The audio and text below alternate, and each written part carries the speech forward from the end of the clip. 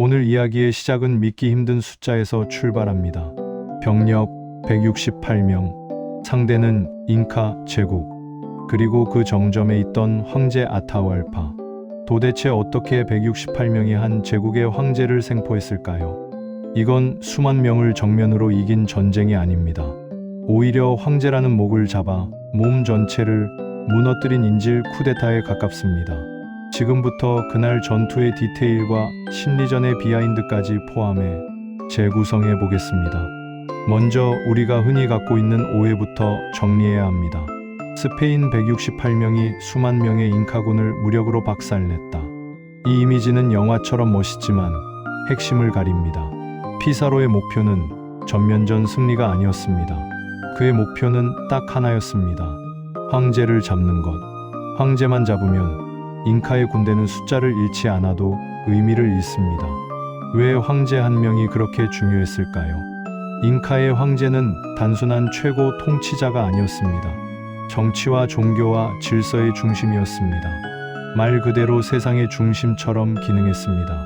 그 중심을 뽑아내면 남은 것은 거대한 몸집의 조직이 아니라 방향을 잃은 군중이 됩니다. 피사로는 그 구조를 찔렀습니다. 하지만 여기서 또 하나의 오해가 있습니다.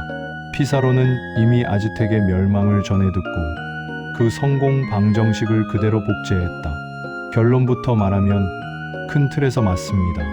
다만 그걸 단순히 용기나 천재성으로 설명하면 또 놓치는 게 있습니다. 피사로가 믿은 건 기적이 아니라 확률이었습니다. 그리고 그 확률을 높여준 환경이 있었습니다. 그 환경의 이름은 잉카의 내부 상황입니다. 피사로가 도착하던 1532년, 잉카는 막 내전을 끝낸 직후였습니다. 아타후알파는 승리자였습니다. 하지만 승리 직후의 제국은 강해 보이면서도 의외로 취약합니다. 전쟁이 끝난 직후에는 피로가 남아 있습니다. 원한이 남아 있습니다. 패자의 잔당이 남아 있습니다. 정치적 균열이 남아 있습니다. 그리고 무엇보다 승리자의 방심이 남아 있습니다. 아타후알파는 방금 제국 내부의 경쟁자를 꺾었습니다. 그는 자신이 이길 수 있다는 감각에 취해 있었습니다. 그가 보는 세상은 이런 겁니다. 나는 이겼다. 그러니 나에게 불가능한 일은 없다. 그때 바다에서 낯선 자들이 올라옵니다. 털이 난 얼굴, 쇠로 만든 갑옷, 사슴 같은 짐승, 정말 처음 보는 무기와 소리. 하지만 아타후알파는 그것을 위협으로 보지 않았을 가능성이 큽니다. 그는 그것을 통제 가능한 사건으로 보려 했습니다. 여기서 잉카의 합리성이 오히려 함정이 됩니다. 제국은 소문을 싫어합니다. 소문은 두려움을 낳고 두려움은 질서를 망가뜨립니다. 그래서 제국은 낯선 것을 빨리 규칙 안에 넣고 싶어 합니다. 외교로, 의례로, 행정으로. 아타후알파가 피사로를 불러들이기로 한 선택은 겁이 없어서라기보다 제국 통치의 습관일 수 있습니다. 큰 제국은 작은 이방인을 의례로 눌러야 한다. 이런 감각입니다. 반대로 피사로는 잉카의 그 습관을 읽었습니다. 그는 정면전이 불가능하다는 것을 알고 있었습니다. 그는 숫자가 아니라 장면을 설계해야 했습니다. 그래서 선택한 곳이 카하마르카였습니다. 카하마르카는 광장이 있고 주변에 건물이 많고 출구가 제한되는 구조입니다. 이건 대군이 힘을 쓰기 어려운 공간입니다. 대군의 힘은 넓은 공간에서 대열을 만들 때 나옵니다. 반대로 좁은 공간은 소수의 기습이 힘을 쓰기 좋습니다. 피사로의 병력 168명은 그냥 168명이 아닙니다. 그들은 168개의 총이 아니라 168개의 역할로 쪼개진 팀입니다. 숨어 있을 팀, 문을 막을 팀, 기병 돌격을 할 팀, 총성을 터뜨릴 팀, 대포를 울릴 팀, 그리고 마지막에 황제를 끌어낼 팀. 전투가 아니라 체포 작전입니다. 이건 전쟁이 아니라 인질극의 시작입니다. 그런데 우리는 묻고 싶습니다. 아타후알파가 바보였나? 그렇지 않습니다. 아타후알파는 바보가 아니라 자기 세계의 규칙을 믿었습니다. 그는 승리한 황제였고 승리한 황제는 의례가 안전하다고 믿습니다. 협상 자리는 통제할 수 있다고 믿습니다. 황제는 건드릴 수 없다고 믿습니다. 피사로는 그 믿음을 깨는 순간을 기다렸습니다. 카아마르카. 그날의 장면을 상상해 봅시다. 광장에 사람이 거의 없습니다. 너무 조용합니다. 황제는 의례에 맞춰 들어옵니다. 수행단이 있습니다. 화려한 옷, 이영, 그리고 어느 정도의 무장해제, 혹은 최소한 전투 준비가 아니라 만남 준비의 분위기. 그때 한 성직자가 나옵니다. 그는 신과 왕의 이름을 말하며 복종을 요구합니다. 여기서부터는 기록마다 디테일이 조금 다를 수 있습니다. 하지만 중요한 건 디테일이 아니라 구조입니다. 스페인은 충돌의 순간을 만들고 싶었습니다. 말이 오가다가, 모욕이 오가다가, 혹은 오해가 생기다가 그 순간을 시작 신호로 쓰고 싶었습니다. 그리고 시작됩니다. 숨었던 병력들이 쏟아져 나옵니다. 말이 달려 나옵니다. 총성이 터집니다. 대포가 울립니다. 여기서 핵심은 살상력보다 심리 충격입니다. 당시 잉카 병사들이 총을 처음 봤을 수도 있고 대포 소리를 처음 들었을 수도 있습니다. 연기와 폭음은 인간의 대열을 찢어 놓습니다. 말은 인간의 판단을 지워버립니다. 무엇보다 광장은 좁습니다. 좁은 공간에서 군중은 서로를 밀며 더 큰 혼란을 만듭니다. 질서가 무너질수록 대군은 약해집니다. 소수는 오히려 강해집니다. 피사로는 이 혼란 속에서 무엇을 했을까요? 그는 병사들에게 병사를 죽이지 말라고 한 게 아닙니다. 그는 병사들에게 황제에게 집중하라고 했습니다. 전면전이면 상식적으로는 적의 지휘부를 두려워합니다. 하지만 이건 전면전이 아닙니다. 이건 정권의 목을 노리는 행동입니다. 그들은 군중을 가르고 황제를 향해 직진합니다. 그리고 결정적인 순간이 옵니다. 황제가 붙잡힙니다. 이 장면이 모든 것을 바꿉니다. 밖에 잉카군이 수만 명 있어도 그 수만 명은 즉시 결정을 내리기 어렵습니다. 왜냐하면 그들의 세계에서 황제는 함부로 희생시킬 수 없는 존재이기 때문입니다.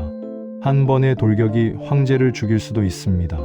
돌격이 성공해도 황제가 죽으면 제국은 또 내전으로 찢어질 수 있습니다. 이미 내전을 막 끝낸 상황이라면 더 그렇습니다. 그래서 잉카의 움직임은 둔해집니다. 전쟁에서 그 둔함은 치명적입니다. 여기서부터 진짜 전쟁이 시작됩니다. 칼과 창의 전쟁이 아니라 시간의 전쟁입니다. 아타왈파는 살아남기 위해 금을 제안합니다. 방 하나를 금으로 채우겠다는 전설적인 약속이 여기서 나옵니다. 우리는 이걸 황제가 너무 순진했다로만 보면 안 됩니다. 그건 생존 전략입니다. 금은 움직일 수 있는 자원입니다. 금은 협상 도구입니다. 아타왈파는 저들은 욕망을 가졌다고 있습니다. 그래서 욕망을 먹여서 자신을 살리려 합니다. 하지만 여기서 비극이 생깁니다. 욕망은 먹이면 더 커집니다. 피사로의 입장에서 아타왈파는 살아있는 인질이면서 동시에 살아있는 위험입니다. 황제가 살아있으면 잉카는 언젠가 반격할 수 있습니다. 황제가 살아있으면 스페인의 통치는 불안정합니다. 그래서 스페인은 황제를 이용해 최대한의 자원을 뽑아낸 뒤 결국 제거하려는 유혹을 받습니다. 아타왈파는 그걸 느꼈을 가능성이 큽니다. 금으로 방을 채워도 두려움은 채워지지 않는다. 이게 인질의 딜레마입니다. 이 사건을 더 납득 가능하게 만드는 핵심은 하나 더 있습니다. 바로 정보 비대칭입니다. 잉카는 스페인을 처음 봅니다. 스페인은 잉카를 처음 보지만 스페인은 이미 비슷한 패턴을 학습한 집단입니다. 낯선 땅에서 소수로 생존하는 방식, 동맹을 만들고 내부 갈등을 이용하고 지도자를 잡고 정당성을 흔들고 재분배 체계를 장악하는 방식. 이건 천재 한 명의 발명이 아니라 제국 확장기에 축적된 운영 방식입니다. 또 하나의 비하인드는 통역과 소문의 힘입니다. 당시 스페인 측은 현지 통역을 통해 말이 오갔고 그 통역은 종종 완벽하지 않았습니다. 번역은 단순한 언어 변환이 아니라 권력 장치가 됩니다. 상대의 의도를 왜곡할 수 있고 긴장을 키울 수 있습니다. 그리고 오해는 기습을 정당화하는 장치가 되기도 합니다. 그들이 우리를 모욕했다. 그들이 우리에게 적대적이다. 이 이야기는 칼보다 먼저 움직입니다. 그럼 이제 질문으로 돌아가 봅시다. 당신이 납득하기 어려웠던 지점. 피사로가 이미 아즈텍 문명의 멸망을 전해 들었지만 168명을 설득해서 수만 명을 상대로 승리했다는 건 쉽게 납득이 가지 않는다. 이 질문의 핵심은 사실 군사력의 계산입니다. 그 계산이 틀린 이유는 이 사건이 수만 명과의 전면전이 아니었기 때문입니다. 피사로는 수만 명을 이기려 하지 않았습니다. 피사로는 황제를 이기려 했습니다. 정확히는 황제의 몸이 아니라 황제의 위치를 이기려 했습니다.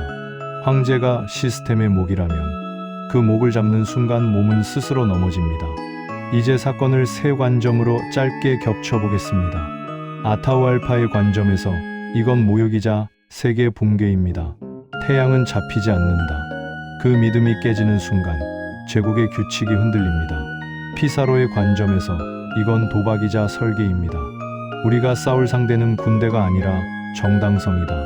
그 설계를 성공시키는 한 번의 장면이 카아마르카였습니다.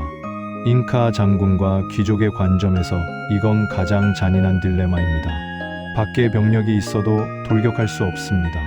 돌격하면 황제가 죽습니다. 황제가 죽으면 제국은 다시 내전으로 찢어질 수 있습니다. 그래서 멈춥니다. 전쟁에서 멈추는 건 패배와 같습니다. 하지만 그날의 멈춤은 최악을 피하기 위한 선택처럼 보이기도 했을 겁니다. 그리고 여기서 우리는 현실적인 결론에 도달합니다. 유럽의 총과 말과 쇠가 전부가 아닙니다. 물론 기술적 우위는 충격을 만들었습니다. 하지만 결정타는 기술이 아니라 구조였습니다. 황제 한 명에게 정당성이 집중된 구조, 내전 직후의 균열, 협상이라는 의례의 규칙, 좁은 광장이 만든 물리적 제약, 정보 비대칭, 통역의 불완전함, 그리고 무엇보다 황제를 잡을 수 있다는 상상을 스페인은 했고 잉카는 하지 않았다는 점입니다. 한 번도 하지 않은 상상은 한 번 일어나면 세계를 바꿉니다. 마지막으로 이 사건을 단순히 잉카가 약해서라고 결론 내리면 안 됩니다. 잉카는 거대한 제국이었습니다. 거대한 제국은 강하지만 동시에 특정 지점이 무너지면 무너짐도 큽니다. 큰 몸집은 목을 보호하는 데 실패하면 더 크게 쓰러집니다. 피사로의 168명은 그 목을 노렸습니다. 그래서 이 사건은 기적의 승리라기보다 약점을 찌른 정치적 작전이었습니다. 여기까지가 카아마르카의 이야기입니다.